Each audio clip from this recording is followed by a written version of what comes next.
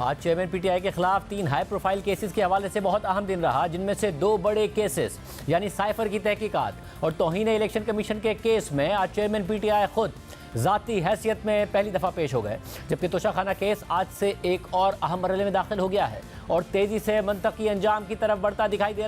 रहा है। लेकिन आज सबसे दिलचस्प सूरत हाल तौहीन इलेक्शन कमीशन के केस में नजर आई, जिसमें आज चेयरमैन पीटीआई ने अपनी जमात के साबिक तर्जुमान फवाद चौधरी के मौक़िफ़ से लाताल्लुकी का इजहार कर दिया है। 5 दिन पहले ही फवाद चौधरी ने इलेक्शन कमीशन से माफ़ी मांगते हुए कहा था कि उन्होंने इलेक्शन कमीशन के खिलाफ जो बयानात दिए वो तो पार्टी पॉलिसी थी और बतौर पार्टी तर्जुमान वो पार्टी की पोजीशन बता रहे होते थे, ये उनकी ज़ाती राय नहीं थी, लिहाजा उन्हें माफ़ कर दिया जाए। यानी फवाद चौधरी ने जिम्मेदारी चेयरमैन पीटीआई पर डाल दी थी और फवाद चौधरी के इस मौक़िफ़ के हवाले से आज सहाफ़ी मतीउल्लाह जान ने चेयरमैन पीटीआई से इलेक्शन कमीशन में पेशी के दौरान सवाल किया कि क्या आप और आपकी पार्टी ने फवाद चौधरी को इलेक्शन कमीशन के खिलाफ ऐसी ज़बान इस्तेमाल करने के लिए कहा था? तो चेयरमैन पीटीआई ने जवाब दिया कि वो तो आप फवाद चौधरी से पूछें, मुझे तो ये भी नहीं पता कि उन्होंने कौन सी ज़बान इस्तेमाल की थी। यानी इस वक्त सूरत हाल ये है कि लीडर और सफ़े अव्वल के रहनुमा आपस में एक दूसरे पर जिम्मेदारी डाल रहे हैं, अपने ही बयानात की ओनरशिप लेने के लिए तैयार नहीं हैं। फवाद चौधरी कह रहे हैं कि मैंने जो कुछ कहा वो पार्टी के कहने पर कहा, जबकि चेयरमैन पीटीआई कह रहे हैं कि फवाद चौधरी ने जो कुछ कहा मुझे तो उसके बारे में पता ही नहीं है कि क्या कहा।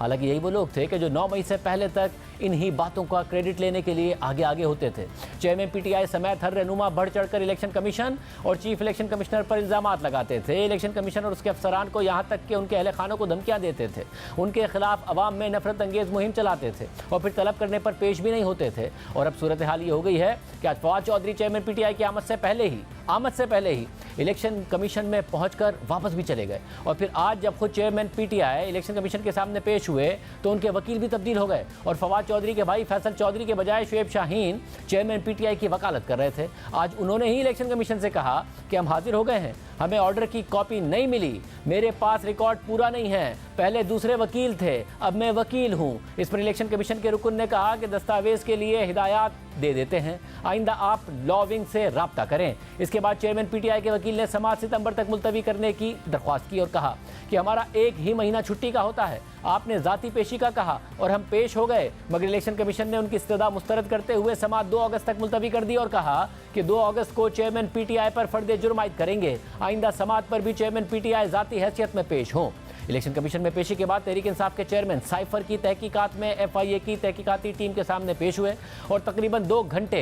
एफआईए हेडक्वार्टर्स में मौजूद रहे, जहां एफआईए की मुश्तरका तहकीकाती टीम उनसे पूछगछ करती रही। चेयरमैन पीटीआई अमेरिका से आने वाले साइफर पर मुसलसल मौक़िफ़ बदलते रहे हैं। आज एफआईए में तहकीकात हुई तो क्या हुआ, बात करेंगे नुमाइंदा जियो न्यूज़ एजाज सैयद साहब हमारे साथ मौजूद हैं। एजाज सैयद साहब बहुत शुक्रिया, आपके ज़रा क्या बताते हैं, क्या तसल्ली बख्श जवाब दे पाए साबिक चेयरमैन साबिक वज़ीर आज़म इमरान खान? शाहजेब बहुत बहुत शुक्रिया। शाहजेब, पहली बात तो ये है कि इमरान खान साहब पहली दफ़ा एफआईए में साइफर केस की तहकीकात के लिए पेश हुए। दूसरी बात यह है कि जब आज वो इंक्वायरी टीम के सामने पेश हुए तो उन्होंने एक दफ़ा फिर ये मौक़िफ़ दोहराया कि साइफर एक हकीकत है और साइफर वाकई जो डोनाल्ड लू है उसने पाकिस्तान के जो सफ़ीर थे अमेरिका में उनको बताया था, जो इस बात का एविडेंस था जिसको उन्होंने बयान किया, जिसको वो पब्लिक में लेकर गए। लेकिन जो 2-3 अहम चीज़ें हैं जिनके ऊपर इमरान खान साहब जवाब नहीं दे पाए या जिसे कहें कि तहकीकाती टीम को शायद मुतमिन नहीं कर पाए, और हमारे पास ये मालूमात जो तहकीकात करने वाले हैं उनके ज़राए से है। हमें पता ये चला है कि जब इमरान खान साहब से पूछा गया कि जो साइफर आपको वजारत खारजा की तरफ से आपके प्रिंसिपल सेक्रेटरी आज़म खान को दिया गया था, जो 9 मार्च को आपके सामने रखा गया था, तो वो गुम आपने कर दिया, वो किधर है? तो इसका मुनासिब जवाब इमरान खान साहब नहीं दे पाए। दूसरी जो अहम बात है, जब इमरान खान साहब से पूछा गया कि आप वज़ीर आज़म थे और आपने इस बात का हलफ ले रखा था कि आप कौमी राज अफशा नहीं करेंगे, और जब आपको साइफर दिखाया गया जिसके ऊपर लिखा हुआ था यानी कि ये एक खुफिया दस्तावेज़ है और आपको इस बात का इल्म था, मगर आप फिर भी आपने ना सिर्फ वो दस्तावेज़ लहराई बल्कि उसके जो मतन है और हमारे जो ताल्लुकात हैं एक दूसरे मुल्क के साथ, अमेरिका के साथ उसको ख़राब करने की कोशिश की, तो ये क्या ये गलत नहीं था? तो इस पर इमरान खान साहब ने कोई जवाब देने की कोशिश की कि ये अवाम के पास ले जाना ज़रूरी था, लेकिन जब उनको काउंटर किया गया कि ये तो आपके हलफ की खिलाफ वर्जी थी, क्योंकि ये कौमी राज था, आपको एक सीक्रेट शेयर किया गया था, जो सीक्रेट डिप्लोमेटिक कन्वर्सेशन है वो शेयर की गई थी, तो इसका भी इमरान खान साहब मौसर जवाब नहीं दे सके। शाहजेब, इसमें दो और बातें मैं ऐड करूंगा, वो ये है कि इमरान खान साहब के आज के जो सवाल जवाब सेशन था उसमें आज़म खान साहब ने जो स्टेटमेंट दिया हुआ है 164 का, उसके ऊपर भी सवाल हुए और आज़म खान के सवालात जो आज़म खान का जो स्टेटमेंट है उसके ऊपर भी खान साहब परेशान थे। और हमें ये पता चला है कि जो इमरान खान साहब हैं उनका जो मौक़िफ़ था साइफ़र के हवाले से, या उनका जो मौक़िफ़ था अमेरिका के हवाले से, और उनका मौक़िफ़ इस्टेब्लिशमेंट के हवाले से था, उसके सवाल जवाब के बाद शायद FIA फवाद चौधरी को भी बुलाएगी और कुछ और जो हुकाम हैं वजारत ख़ारजा के, उनको दोबारा भी तलब करेगी, और तो ये की जा रही है कि इमरान खान साहब को भी एक बार फिर तलब किया जाएगा। खान साहब बार बार इस खदशे का इज़हार कर रहे थे कि इस केस में भी उन्हें गिरफ्तार किया जा सकता है, जिस तरह मुतादिद केसेस के हवाले से वो कहते हैं, और ज़ाहिर राना सनाउल्लाह साहब ने कहा भी था कि इंक्वायरी स्टेज पर भी गिरफ्तार किया जा सकता है। आपके FIA में ज़राए क्या बताते हैं? क्या कोई ऐसा प्लान है कि इस केस में उन्हें गिरफ्तार कर लिया जाए?